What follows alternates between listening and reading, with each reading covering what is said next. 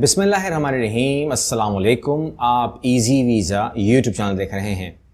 यहाँ पर हम बात करने जा रहे हैं पोलैंड के हवाले से। एक बात मैं पहले वाज़ेह कर दूँ, इस वीडियो के बाद जो मैं आपको अगली वीडियो दूंगा उसमें कुछ इंटरव्यूज़ लोगों के हैं पोलैंड के लिए वर्क वीज़ा के हवाले से, तो उन लोगों को मालूमात मिल जाएंगी। वो बिल्कुल परेशान ना हो, क्योंकि उनसे मैंने वादा किया था कि मैं आपको प्रिपरेशन दूंगा।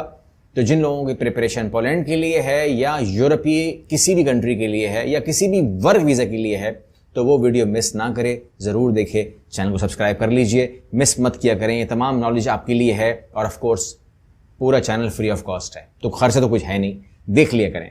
ओके, यहाँ पर हम शुरू कर रहे हैं पोलैंड को, और पोलैंड की मैं आपको लेकर आ जाता हूँ ऑफिशियल वेबसाइट के ऊपर। ऑफिशियल वेबसाइट है gov.pl, पोलैंड की ऑफिशियल वेबसाइट है। ठीक हो गया जी। यहाँ पर Poland in Pakistan, Poland in Pakistan, यहाँ पर मैं आ गया हूँ और यहाँ पर मैं आपको लेकर आता हूँ कि जो वीज़ा जर्नल इन्फॉर्मेशन है आपको वो मिल सकता है। सी टाइप शेंजन वीज़ा आपको इन्फॉर्मेशन मिल सकती है। डी टाइप नेशनल वीज़ा जो हमारा आज टॉपिक है। इसके अलावा ए टाइप एयरपोर्ट ट्रांसिट, कुछ ममालिक ऐसे हैं जिन लोगों को पास अपना एयरपोर्ट नहीं होता यूरोप में, तो वो लोग फिर पोलैंड यूज़ करते हैं, तो वो एयरपोर्ट ट्रांसिट यूज़ करते हैं, वो ए वीज़ा भी इस्तेमाल कर सकते हैं। उनके पास वो उस कंट्री का वीज़ा होना ज़रूर चाहिए जिस कंट्री में आपने एग्जैक्टली जाना होता है। You are not going in Poland but some other part of the Schengen area. तो यहाँ पर तमाम चीज़ें हो गई हैं, लेकिन चूंकि मैंने आपसे कहा कि आज हमारा जो टॉपिक है वो डी टाइप वीज़ा है। डी टाइप वीज़ा क्यों दिया गया है, इसका असल मकसद क्या है, और अप्लाई कैसे करेंगे, खर्चा क्या होगा, तरीकाकार क्या है, पाकिस्तान में कहां जमा होगा, उससे पहले क्या करना होगा, एंड सो ऑन। तमाम बातें आपको मैं स्टेप बाय स्टेप बताने जा रहा हूं। और कहां से?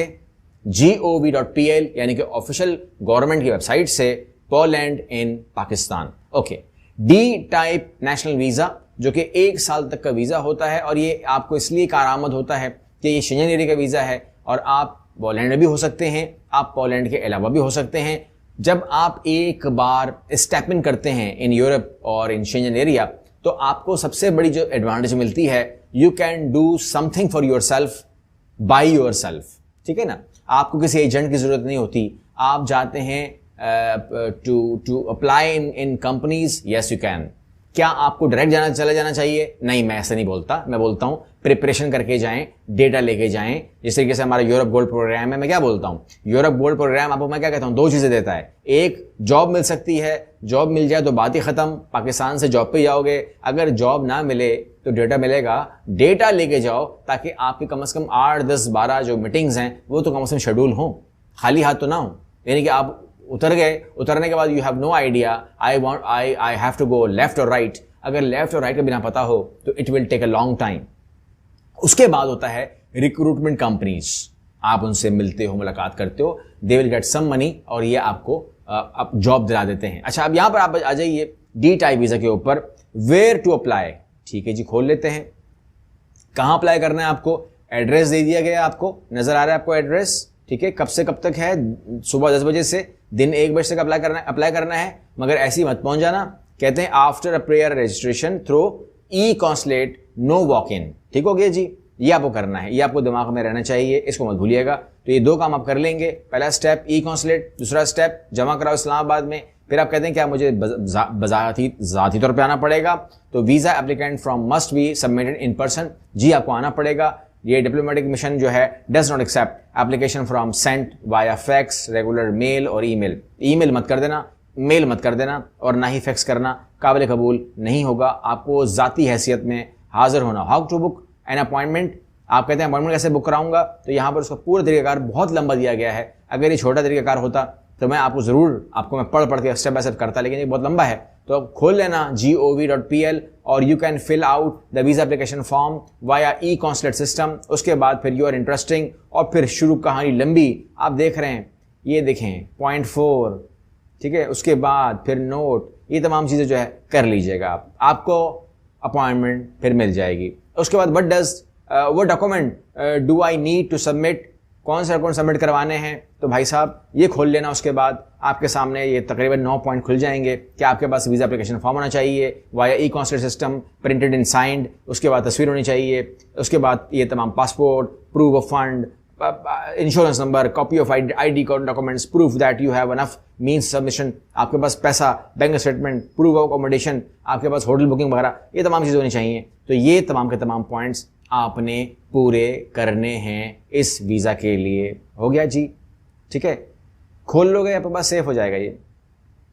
उसके बाद private visit purpose, family visit, उसके लिए भी अलग रिक्वायरमेंट है, वो भी आपको दे दी गई हैं। इसके अलावा स्टडी पर्पस के लिए भी डॉक्यूमेंट दे दिए गए हैं।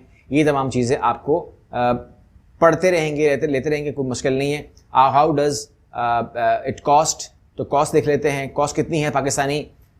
24,752 रुपये। Application exempted from the fee, family member of UA citizenship वगैरह वगैरह वगैरह। टाइम, वेटिंग टाइम कितना है जी? 15 वर्किंग डेज हैं जो आपके लग जाएंगे। What is the waiting time हो गया।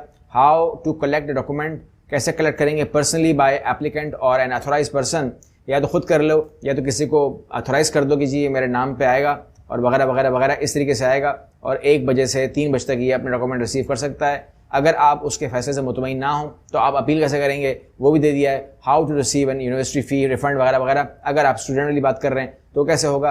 अब यहाँ पर मैं जो आपको इन्फॉर्म करने जा रहा हूँ वो भी गौर से सुन लें, और वो ये है कि यूरोप जो है वो हर तरीके से, आप अगर नोट करें तो बहाने बहाने से डिफरेंट कैटेगरी में लाके आपको डी कैटेगरी वीज़ा या डिफरेंट कैटेगरी वीज़ा जो है वो दे रहा है। ठीक है, जब वो दे रहा है तो इसके बाद आपको समझना क्या चाहिए? समझना ही चाहिए कि दे वांट, वो चाहते हैं कि आप वहाँ पे जाएं, नंबर 1। नंबर 2, आप कहते हैं क्यों ये चाहते हैं?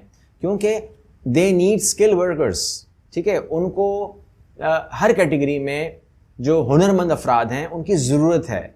वो चाहते हैं कि वहाँ पर कंस्ट्रक्शन वर्कर आए, वहाँ पर लेबर आए, वहाँ पर हर वो आदमी आए जिसके लिए लोकल आदमी ज़्यादा विलिंग नहीं है, करता नहीं है या कर सकता नहीं है, सख्त नहीं होते ना। तो लिहाजा अगर आप देखें मिडल ईस्ट को, जो जिन लोगों ने आपके रिश्तेदार दोस्त वगैरह जो कुछ भी, अगर कोई मिडल ईस्ट में है, अगर कोई दुबई में है, कतर ओमान, बहरीन में, कहीं पर भी है, जो ज़्यादातर हमारी आबादी वहीं पर नज़र आती है आपको, तो वहाँ पर है ना, मतलब आप अगर आप घूमें तो वहाँ पर आपको नजर आते हैं लोग काम करते हुए।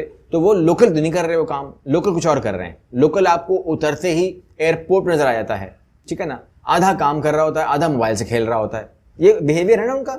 इस तरीके से अमेरिका में, कनाडा में, यूरोप में हर जगह आपको नजर आएगा कि जहाँ ऑफिस वर्क है ना, लोग पूछते हैं प्रोसेसिंग टाइम ना मुझसे, तो मैं उनसे क्या कहता हूँ कि अगर आप ब्लू कॉलर जॉब के अंदर हैं तो यू विल गेट फास्टर, अगर आप वाइट कॉलर में हैं तो you will get work visa, मगर स्लो से मिलेगा। आपको बहुत ज्यादा मेहनत करनी पड़ेगी, कंपटीशन बहुत हाई है क्योंकि आपका मुकाबला लोकल से भी है। ठीक है ना, तो ये तमाम चीजें जो हैं आपको पता होनी चाहिए एडवांस में। अगर इन तमाम बातों से आप वेल अवेयर हैं तो यू कैन गेट। अब आपको, आपने कहा कि खर्चा हो गया, मेरा वीजा हो गया 24-25 हज़ार रुपए का, बिल्कुल। इंश्योरेंस हो गया, बिल्कुल। ओवरऑल अगर आप देखें इन मामलात के अंदर, पुलिस सर्टिफिकेट हो गया, 60-70 हज़ार मैं नहीं कह रहा, मैं कह रहा हूँ लाख रुपए लग जाएगा। ठीक है, लाख रुपए लग जाएगा, आपको लग गया। उसके बाद क्या है? एयरलाइन टिकट है। अब मुझे नहीं पता आप किस शहर में रहते हैं, आप किस शहर से जाना है, ठीक है ना, कराची से जाना है या लाहौर से जाना है, इस्लामाबाद जाना है, मुझे नहीं पता। तो मान लीजिए 3 लाख का टिकट लगा लें आप, और उसके बाद जो आपके बाकी अकोमोडेशन के खर्चे हैं वो लगा लें आप। ठीक है, अब मुझे नहीं ज़्यादा कन्फर्म कि आपका खर्चा 8 लाख आएगा, 10 लाख आएगा, इट्स डिपेंड ऑन यू, क्योंकि खाना पीना भी अपने है ना, 2000 यूरो भी अपने के जाने हैं। तो उन तमाम चीज़ों को भी ऐड करते जाएं, तो आपके पास एक खर्चा होना चाहिए। क्योंकि जो लोग सवालात करते हैं ना, उसमें एक सवाल बड़ा कॉमन आता है, मैं देखता हूँ कि मेरे फादर की डेथ हो गई है जी, मेरी हेल्प करें। देखें, फादर की डेथ हो गई है तो यहाँ पर आकर अब आप हो ना, आपके फादर के जो फादर थे उनकी भी डेथ हुई होगी ना, तो अब उनके फादर, अब आपके फादर की डेथ हो गई। ये इस तरीके से दुनिया है, ठीक है ना, ये इसी तरह चलनी है। मेरे अपने फादर की भी डेथ हुई है, बट इट डजंट मीन कि मैं बोलूँ कि जी मेरी, आप लोग मेरी को हेल्प कर दें। आपने अपनी जिंदगी चलानी होती है, और मेरे फादर की डेथ अभी नहीं हुई है, मेरी फादर की डेथ 19 साल पहले हुई है। ठीक है, तो आपने अपना काम करना है जी, कोई एक्सक्यूज नहीं है। आप इसको सिंपैथी लाइन लेकर ना काम करें, इसमें आपने मेहनत करनी है। आप जिन आपके पास ये सारा वेबसाइट आ गई है, ठीक है, वेबसाइट आ गई है, करें काम इसके अंदर। आपके फादर की डेथ का इससे क्या ताल्लुक है? आप इसमें आ जाएं और आप इसमें gov.pl खोलें, डॉक्यूमेंट सबमिट करें। आप किसी को हायर नहीं कर सकते फ्री ऑफ कॉस्ट क्योंकि फादर की डेथ हो गई। ये एक्सक्यूज मत देखा करें, कभी भी सिंपैथी मत लिया करें, ठीक है ना, कि मेरे पे लोग रहम खाएं, मेरे पे लोग, ये चीज बहुत गलत मीनिंग में जाती है। ठीक है ना, आपने मेरी बात समझनी है। अपने अपने जो अना है या अपनी जो आपकी जो एक सेल्फ रिस्पेक्ट है, जो चीज़ें आपके अंदर हैं उसको मत तोड़ें, ठीक है ना। आप मजबूत रहें, और अगर आप एजुकेटेड हैं तो फिर इसमें आप घुस जाएं अंदर, ठीक है। नहीं है तो फिर आप हेल्प लें, और जिससे भी हेल्प लें, इस्लामाबाद में, लाहौर में, कराची में, कहीं पर भी, तो उसको आपको पे करना पड़ेगा मेरे भाई। जो भी बैठा हुआ है और जो भी ऑफिस मांगेगा पे करना पड़ेगा। आप उसको नहीं कह सकते कि आपके खानदान के अंदर इस समय सूरत हाल क्या है या आपके घर की सूरत हाल क्या है, या आप उसको ब्रीफ नहीं कर सकते, क्योंकि आप सिंपैथी गेन करने के लिए यही अल्फाज अदा करते हैं, विच इज़ नॉट गुड, ठीक है ना। मेरा काम नहीं है, रोजगार नहीं है, ये है, मेरे 3 बच्चे हैं, मेरे पे जिम्मेदारियां हैं, मेरे पे 4 खानदान चढ़े हुए, ये तमाम बातें जो हैं कोई सुनना नहीं चाहेगा, और सुनना भी नहीं चाहिए। बिकॉज अगर आप खुद कर सकते हैं, गो अहेड, नहीं कर सकते, हेल्प लें एंड पे देम।